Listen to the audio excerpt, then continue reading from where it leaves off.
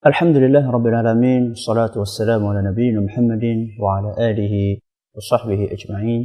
Amma ba'd. Ada sebuah fenomena ganjil ketika bulan Ramadan datang. Apa fenomena tersebut? Yaitu fenomena di mana di siang hari masjid-masjid akan semakin dipenuhi oleh kaum muslimin. Loh, masa kayak gitu ganjil, Ustaz? Ya, karena mereka berada di masjid, di sebagian masjid, bukan untuk membaca Al-Quran, bukan untuk mengkaji Islam, bukan untuk berzikir, namun mereka pergi ke masjid di siang hari untuk menghabiskan waktu mereka untuk tidur dan berleha-leha. Inilah fenomena ganjilnya. Di bulan Ramadan ini, di sebagian kalangan, bulan Ramadan dianggap sebagai sebuah bulan yang dipenuhi dengan rasa malas,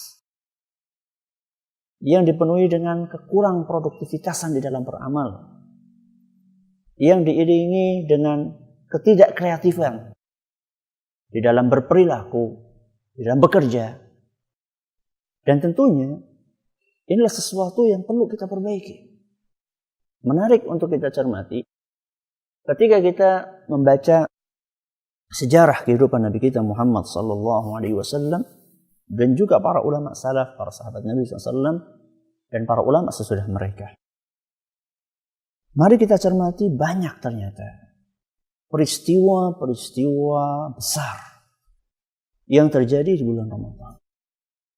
Salah satu peristiwa tersebut adalah sebuah peperangan yang maha agung, sebuah peperangan yang begitu dahsyat antara kaum muslimin dengan kaum musyrikin yang terjadi pada tahun 2 Hijriah, yaitu peperangan Badar.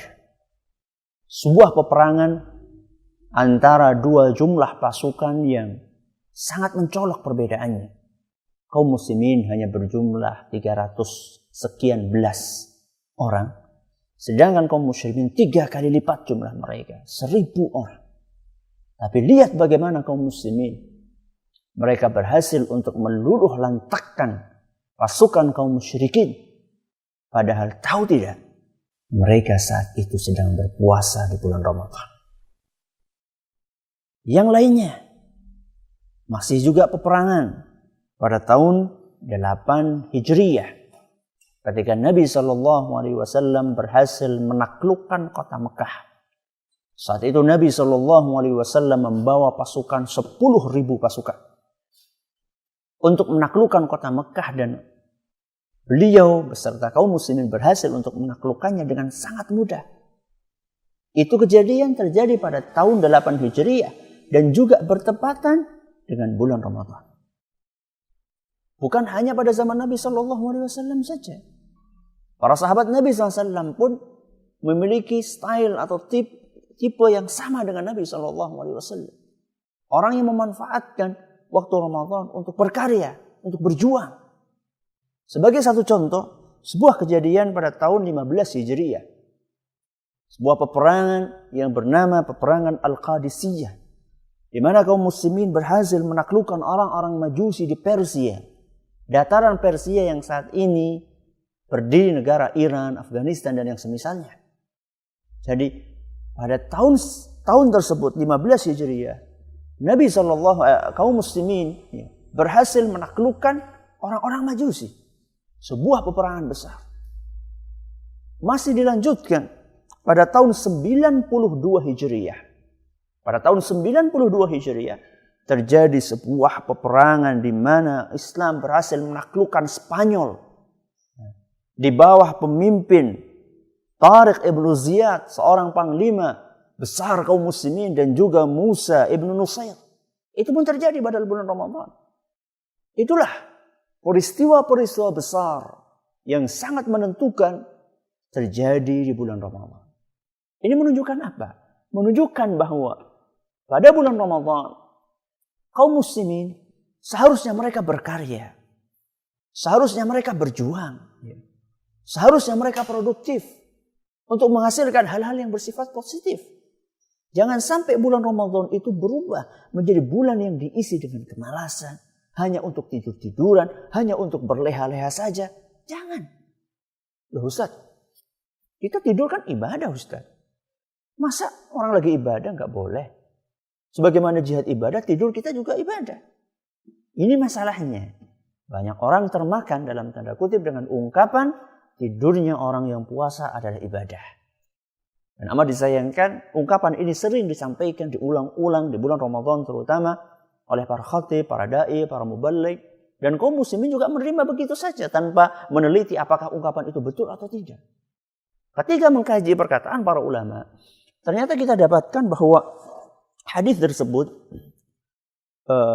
ungkapan tersebut telah merupakan hadis. Sebuah hadis yang diriwayatkan oleh Imam Al-Baihaqi dalam kitabnya Al-Jami' Syu'abil Iman. Hadis nomor 3653. Ungkapan tersebut, redaksi Arabnya berbunyi, Naumus shaimi ibadah. Tidurnya orang yang puasa adalah ibadah. Tidurnya orang yang puasa adalah ibadah. Ketika kita mendengar ini, tentu kita perlu bertanya, apakah betul itu hadis? Dan kalaupun itu hadis, apakah hadisnya sahih atau tidak? Ternyata para ulama kita telah menjelaskan bahwa hadis ini yang ada di hadapan saya ini, salah satu yang meriwayatkan hadisnya yang biasa dikatakan sebagai perawi hadis adalah seorang yang bernama Sulaiman ibnu Amrin An-Nakhai.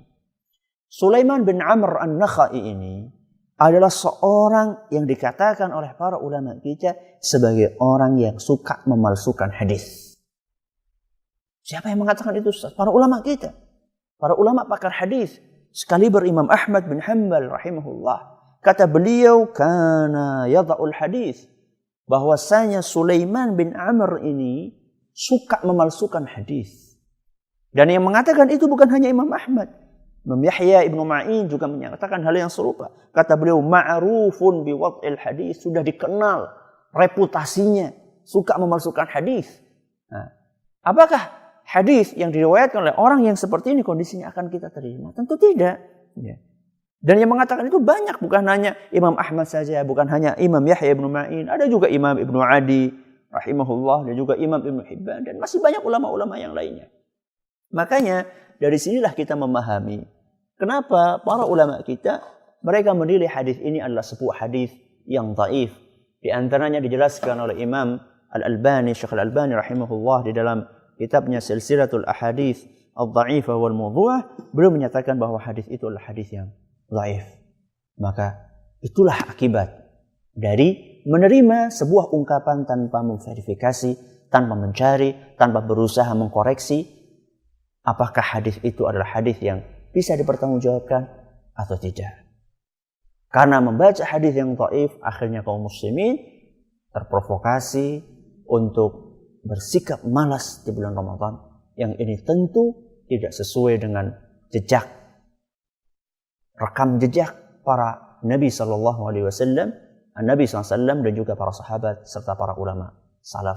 Maka mari kita berusaha untuk mengisi bulan Ramadan ini dengan semangat yang tinggi dan juga dengan produktivitas di dalam beramal, serta mengisinya dengan sesuatu yang bersifat positif. Semoga yang sedikit ini bisa bermanfaat. Wallahu ta'ala a'la wa a'lam. Sallallahu ala nabiyyina Muhammadin wa ala alihi sahbihi ajma'in.